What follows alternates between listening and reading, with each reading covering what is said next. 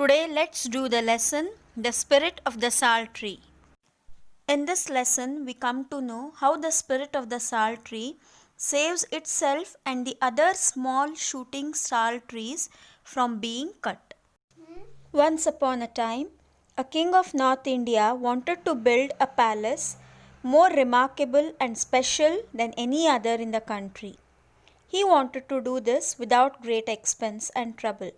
So, he decided to set the whole palace upon a single wooden column which would be carved from one of the biggest trees in his kingdom. So, he called his ministers and said, "Send men to the forests and tell them to cut down and bring to the city the mightiest tree." 40 foresters were dispatched, that means they were sent for this work, and they searched for the strong and gigantic trees. They got many, but they returned without taking even one, as there was a difficult terrain that lay between the forest and the city.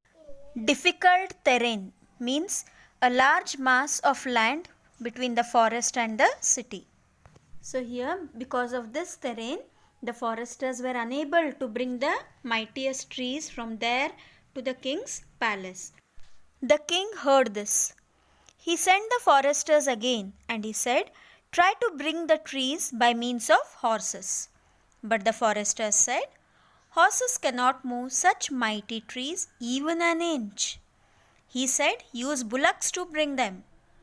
The foresters said, "The bullocks will not be able to walk miles of such dense forest," means thick forest. He said, "Use elephants." Then the forester said, "The ground is marshy. The elephants would sink to their knees."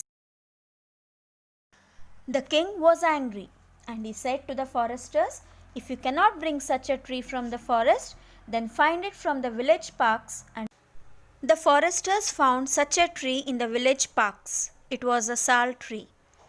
But that tree was worshipped by the people of many villages because within it was a tree spirit which gave the tree its great strength, size and beauty. The foresters decided to cut down the tree, but before cutting down, they worshipped it with garlands, lamps and music.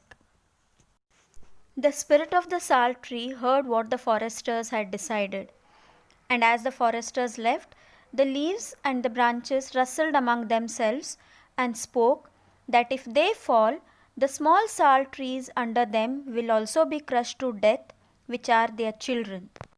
The spirit of the sal tree decided that the smaller sal trees should not perish. That night, when the king was fast asleep, the tree spirit came in his dreams and said, "I am the spirit of the sal tree. I have come to beg you to change your mind and not to cut me."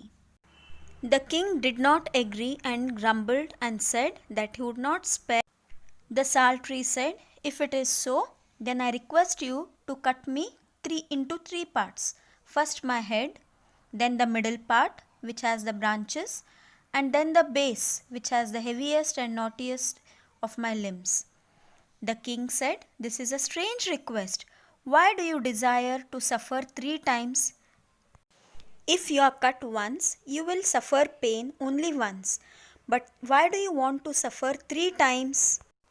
The spirit said, "If I fall, all those small sal trees, my children around me, also will die.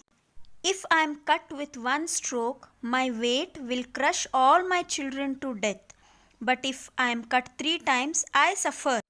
But my children around me, that is the smaller sal trees, will be saved." Saying this, the tree spirit faded away. It went away. The king realized that the sal tree wanted to save the smaller sal trees. So the next morning he called his ministers and said that he had changed his mind. He said the column for the new palace should be built of stone and not from wood. From this lesson we learn that we should not destroy nature to satisfy our own needs.